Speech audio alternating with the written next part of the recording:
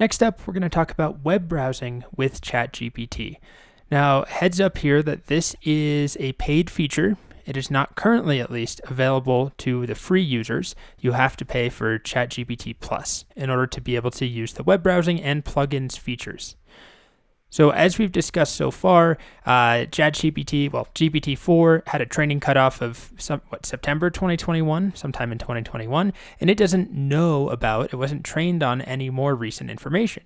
So if I try to ask simple questions like, who has the number one song on the Billboard chart, or even just what is the number one song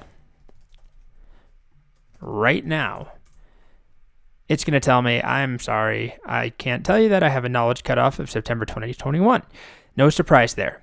Now, this would be very simple to just Google, which is a whole separate conversation we'll have, because a lot of the prompts that you'll see online, people talking about how to use ChatGPT with web browsing, a lot of them are just stupid, because you could just Google the answer way faster. You'll find that ChatGPT with the web can be slow.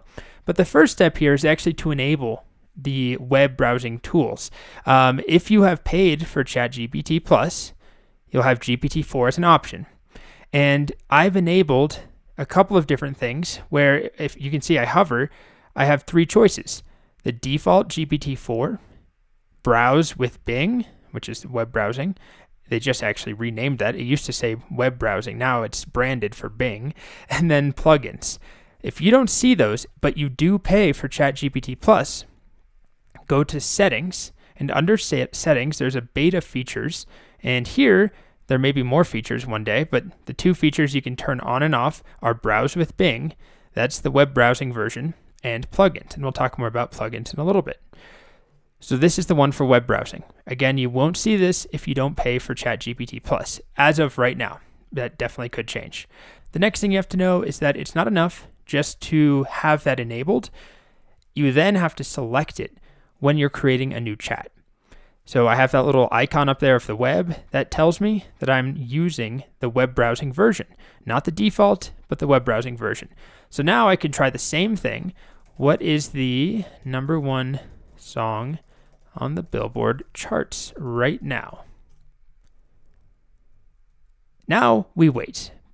It tends to take a little while. It's not particularly quick, because what it's doing is making a request. It's loading that data, and then it's reading or parsing it, and then passing that off to the model. And here we go. The number one song in the Billboard Hot 100 chart right now is Last Night by Morgan Wallen. So this is just proof that it works. And I did verify that is the number one song right now. Not my favorite song personally, but it is the true number one song. It is accurate. So that's how we can use web browsing. Now I'm going to show you in the next couple of videos some examples of how it could be useful, some example prompts that are better than, something like this that I could easily Google.